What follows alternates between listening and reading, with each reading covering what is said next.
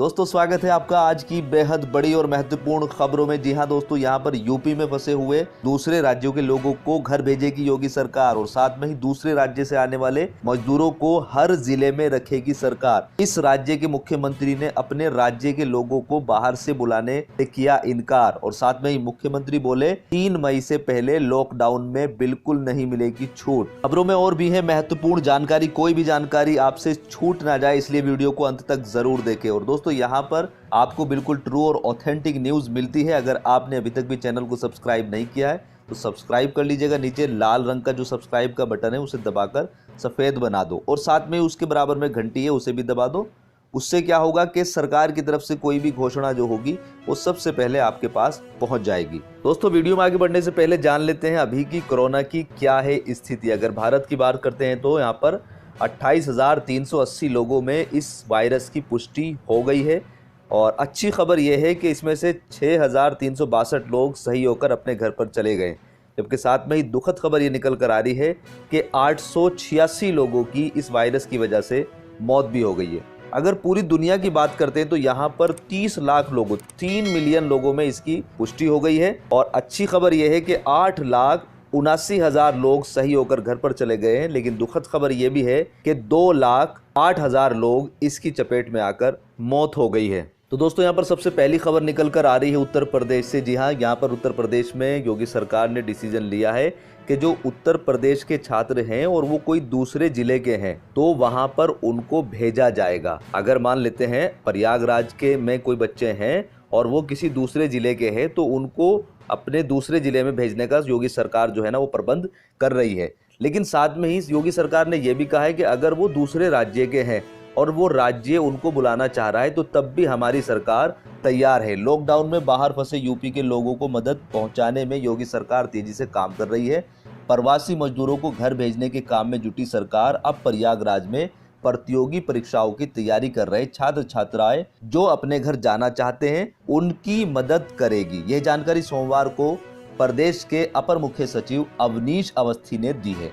उन्होंने बताया कि सीएम योगी आदित्यनाथ ने 300 रोडवेज बसों में प्रयागराज में फंसे प्रतियोगी परीक्षाओं की तैयारी कर रहे 9,000 छात्रों को उनके घर भेजने का फैसला लिया है और साथ में ही आवश्यक व्यवस्था करने के भी आदेश दिए हैं। इसमें यूपी में ही रहने वाले छात्र शामिल हैं। अगर अन्य राज्य के छात्र हैं तो उनका राज्य ले जाना अगर चाहता है तो उसे अनुमति दे दी जाएगी। अपर मुख्य सचिव अवनीश अवस्थी ने बताया कि पहले चरण में सोनभद्र, चंदौली, मिर्जापुर, वाराणसी, जौनपुर, प्रतापगढ़, कौशाम्बी, फतेहपुर और चित्रकूट के बच्चे अपने शहर जाएंगे। उसके बाद जो शहर के बच्चे बचे रह जाएंगे दूसरे चरण में फिर वो अपने जिले में चले जाएंगे। इसी के साथ यूपी सरकार दूसरे प्रदेश में फंसे मजदूरों को यूपी आने पर 15 दिन का मुफ्त राशन देने के लिए तैयार है और इसी के साथ 1,000 रुपए की आर्थिक मदद भी यूपी सरकार करने वाली है। आश्रय स्थलों में रहने वालों का वहीं पर पंजीकरण करने के बाद यह पैसा सीधे उनके खाते में जाएगा। गैर राज्यों में फंसे करीब 10 लाख मजदूरों को यूपी लाने और उन्हें क्वारंटीन करने के संबंध में अपर मुख्य सचिव राजस्व रेणुका कुमार ने आदेश जारी कर दिया है। इसी के साथ यूपी के प्रत्येक जिले में न्यूनतम 15,000 प्रवासी श्रमिकों के रखने की व्यवस्था होगी। पूर्वी यूपी के कुछ ऐसे जिले हैं जहां से काफी संख्या में लोग अन्य प्रदेश में काम कर रहे हैं तो यहाँ पर ये 15,000 की संख्या थोड़ी सी ज्यादा हो जाएगी। यहीं पर दोस्तों अगली खबर निकल कर आ रही है बिहार से। बिहार के मुख्यमंत्री नीतीश कुमार ने बाहरी राज्य से जो लोग उनके आएंगे वापस उनको रखने के लिए कुछ शर्तें सामने लेकर आए हैं। यहाँ पर बिहार के मुख्यमंत्री नीतीश कुमार ने साफ कह दिया है कि जब तक लॉकडाउन में संशोधन नहीं होगा दूसरे राज्य से बिहार के लोगों को बुलाना संभव नहीं है। साथ में ही सीएम नीतीश ने कहा है कि लॉकडाउन को लेकर केंद्र सरकार का जो भी निर्णय होगा उसका हम लोग पालन करेंगे। सोमवार को पीएम नरेंद्र मोदी के साथ वीडियो कॉन्फ्रेंस के दौरान सीएम नीतीश कुमार ने ये बातें कही कि लॉकडाउन के दौरान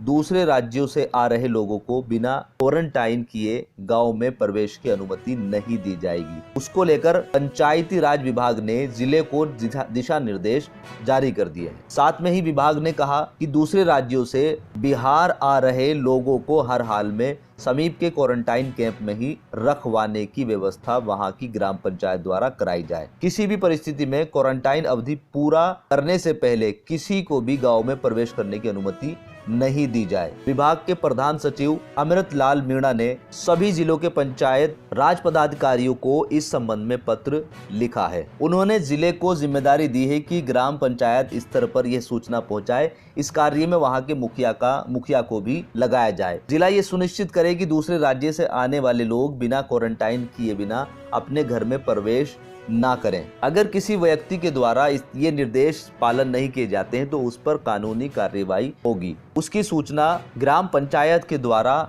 नजदीकी थाने में दी जाएगी। दोस्तों, अगली खबर निकल कर आ रही है पश्चिमी बंगाल और झारखंड से। यहाँ पर प्रधानमंत्री नरेंद्र मोदी ने सोमवार को मुख्यमंत्रियों के साथ वीडियो कॉन्फ्रेंसिंग में कहा कि वायरस का खतरा अभी बना हुआ है, लेकिन हमें अर्थव्यवस्था को भी अहमियत देनी होगी। इस बैठक के बाद पश्चिमी बंगाल की मुख्यमंत्री ममता बनर्जी ने कहा कि केंद्र एक तरफ लॉकडाउन को सख्ती से पालन करने को कह रही है और दूसरी तरफ दुकानें खुलवाने की बात कर रही है। उन्होंने कहा कि केंद्र ने कई गाइडलाइन एक साथ जारी कर दी है और कोई भी स्पष्ट नहीं है। ममता ने कहा है कि राज्य सरकार यह नहीं समझ पा रही है कि उसे क्या करना है और क्या नहीं करना है। और इसी बीच झारखंड के मुख्यमंत्री हेमंत सोरेन ने भी कहा है कि लॉकडाउन में छूट का फैसला राज्य में लागू नहीं किया जाएगा। उन्होंने कहा है कि 3 मई तक झारखंड में दुकानें नहीं खोली जाएगी। पिछले कुछ दिनों में राज्य में संक्रमण के मामले बढ़े हैं और इसे देखते हुए सख्ती जरूरी है। हालांकि 20 अप्रैल को राज्य सरकार ने दुकानें खोलने की इजाजत दे दी थी। यहीं पर दोस्तों अगली खबर निकल कर आ रही है राजस्थान से। राजस्थान के मुख्यमंत्री अशोक गहलोत ने सोमवार को प्रधानमंत्री नरेंद्र मोदी के साथ वीडियो कॉन्फ्रेंसिंग के बाद 3 मई के बाद लॉकडाउन और अन्य सेवाओं को लेकर उठ रहे सवालों पर विस्तार से जवाब दिया है। गहलोत ने कहा है कि कोरोना महामारी पर नियंत्रण के लिए यूं तो सभी राज्य सरकारें केंद्र की गाइडलाइन के अनुसार काम कर रही हैं और उनके निर्देशों का पालन कर रही है, लेकिन सभी राज्यों की भौगोलिक स्थिति अलग है। कोविड-19 के संक्रमण की स्थिति भी अलग है। ऐसे में राज्य सरकारें भी अपने यहाँ लॉकडाउन या कोरोना से जंग को लेकर केंद्र को अपना सुझाव दे सकती हैं। इसी तरह राजस्थान सरकार ने भी अपने सुझाव और रणनीति से पीएम मोदी को अवगत कराया। पीएम मोदी ने प्रदेश में लॉकडाउन के दौरान किए गए नव विचारों की तारीफ भी की है। यहीं पर मुख्यमंत्री गहलोत ने बताया कि लॉकडाउन 2 में कोरोना संक्रमण से मुक्त इलाकों के लिए अलग व्यवस्था बनाई गई है। हॉटस्पॉट इलाकों को छोड़ दें तो दुकानें खोलने पर पाबंदी हटा दी गई है, लेकिन हॉटस्पॉट इलाकों पे दुकानों पर खोलने की पाबंदी रहेगी। शहर के बाहरी इलाकों में फैक्ट्रियां शुरू करने की छूट दी गई है। प्रवासी लोगों को गंतव्य तक पहुंचाने के लिए विशेष परिवहन की व्यवस्था की गई है। उन्होंने बताया कि 3 मई के बाद प्रदेश में रेड, ग्रीन और येलो जोन के रूप में 3 तरह व्यवस्था होगी। इस पर अंतिम निर्णय केंद्र सरकार की गाइडलाइन के अनुसार लिया जाएगा। प्रदेश में 3 मई के बाद की प्लानिंग पर मुख्यमंत्री ने कहा है कि कोरोना वायरस के संक्रमण वाले हॉटस्पॉट इलाके में सर्वे स्क्रीनिंग का काम 3 मई के बाद भी जारी रहेगा। हालांकि अन्य इलाकों पर पॉलिसी अलग होगी। हालांकि प्रदेश भर में मास्क लगाना और सोशल डिस्टेंसिंग का पालन करना जरूरी है। यहीं पर दोस्तों अगली खबर निकल कर आ रही है दिल्ली से। दिल्ली के मुख्यमंत्री अरविंद केजरीवाल ने वीडियो कॉन्फ्रेंस के जरिए दिल्ली वासियों को संबोधित किया। कोरोना वायरस पर चर्चा करते हुए उन्होंने कहा कि पिछले रविवार को हमने लॉकडाउन जारी रखने पर चर्चा की थी। इसमें किसी तरह की रियायत नहीं दिए जाने का फैसला लिया गया था।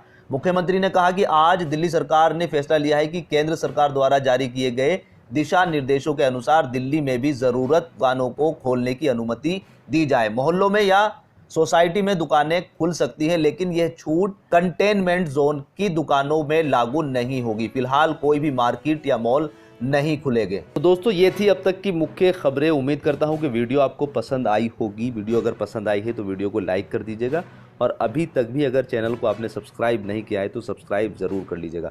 और दोस्तों आपसे मेरी रिक्वेस्ट है कि अपना ख्याल रखें, सोशल डिस्टेंसिंग को मेंटेन रखें और साथ में ही अपने आस पड़ोस के गरीब लोगों का भी ध्यान रखें, क्योंकि उन लोगों की जिम्मेदारी भी हम पर ही है। कोई भी लोग भूखा नहीं सोना चाहिए और भूख की वजह से वो किसी भी प्रकार की दिक्कत में नहीं आना चाहिए।